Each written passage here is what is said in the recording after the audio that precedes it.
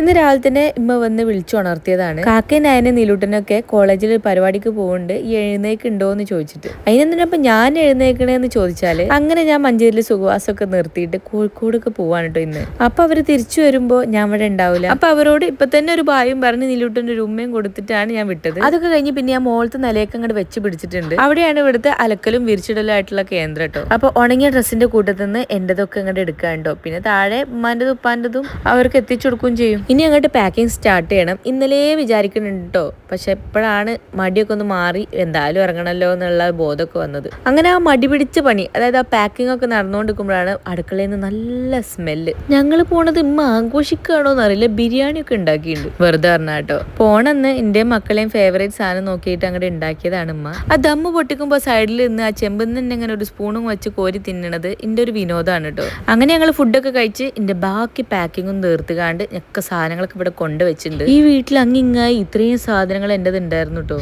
ഇനിയുണ്ട് ദാ ഈ ചാർജറുകളും ഗാഡ്ജറ്റുകളും ഒക്കെ എടുക്കാണ്ട്. ലാസ്റ്റ് റൗണ്ട് പരതലൊക്കെ കഴിഞ്ഞ് ഫുൾ സാധനങ്ങൾ ദാ ഈ വണ്ടിയിൽ അങ്ങോട്ട് കയറ്റി. നിങ്ങൾക്ക് എന്നെ കണ്ടാൽ തന്നെ മനസ്സിലാവുണ്ടാവൂലേ, നല്ലൊരു സാഡ് മൂഡിലാണ് ഞാനുള്ളത്. ഉള്ളിലോട്ട് വന്ന് നോക്കിയപ്പോ പിന്നെ പറയും വേണ്ട, കുറച്ചധികം ദിവസം നിന്നോണ്ട് തന്നെ മൊത്തത്തിലൊരു ഇടങ്ങേറിട്ടോ പോവാന്.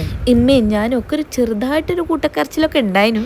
ഇപ്പൊ പിന്നെ അധികം അങ്ങോട്ട് പ്രകടിപ്പിക്കണില്ല എന്നുള്ളൂ. ഭയങ്കര സങ്കടം ഉണ്ട് കേട്ടോ. 2 ദിവസം വന്ന് നിന്ന് പോകുമ്പോ തന്നെ ഇങ്ങനെയൊക്കെ ആവാറുണ്ട്. പിന്നെ ഇത്രയും ദിവസം ഒരു 10-25 ദിവസം നിന്നപ്പോ പറയേണ്ട ആവശ്യമില്ലല്ലോ. ഏതായാലും നമുക്ക് റിയാലിറ്റിയിലേക്ക് കിടക്കാം. ഒരു 1.5 മണിക്കൂർ കൊണ്ട് ഞങ്ങൾ ഇതാ കോഴിക്കോട് എത്തി. നേരത്തെ പറഞ്ഞ റിയാലിറ്റി ഉണ്ടല്ലോ, കുറച്ച് കടുപ്പായിരുന്നു കേട്ടോ. ഇതൊക്കെ കണ്ടില്ലേ വീടിന്റെ അവസ്ഥ. ഞങ്ങൾ ഇവിടെ ഇല്ലാത്ത സമയമായതുകൊണ്ട് ഞങ്ങൾ എല്ലാ വെക്കേഷനിലും ചെയ്യണ പോലെ തന്നെ ഉറുമ്പ്, പാറ്റ, പല്ലി, ചെതല് ഇതിനൊക്കെ തുരത്താൻ വേണ്ടിയിട്ടുള്ള പെസ്റ്റ് കൺട്രോൾ ചെയ്തിട്ടുണ്ടായിരുന്നു കേട്ടോ. അതിന്റെ അവസ്ഥയാണ്. ഫുൾ മണ്ണും പാറ്റയും എല്ലാം പുറത്തുണ്ട്. ഞാൻ ആകെ അങ്ങോട്ട് ഇളിഭ്യനായി വിഷണ്ണനായി നിൽക്കുകയാണ്. അപ്പൊ പിന്നെ തുടങ്ങി തന്നെ വേറെ നിവൃത്തിയില്ലല്ലോ.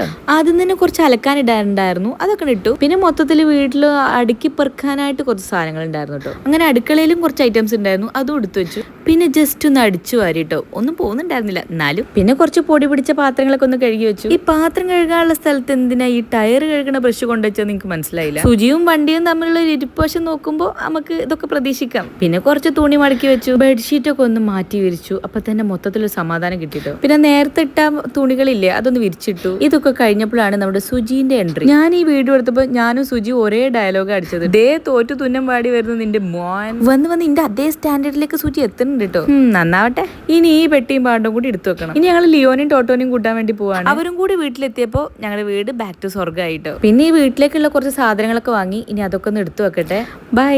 സോറി പോയിട്ടില്ല, കുറെ ദിവസമല്ലേ ഞാനും സുജി സെൽഫി ഒക്കെ എടുത്തു. അപ്പൊ ഇതും കൂടി ഇവിടെ കിടക്കട്ടെ. അപ്പൊ ശരി.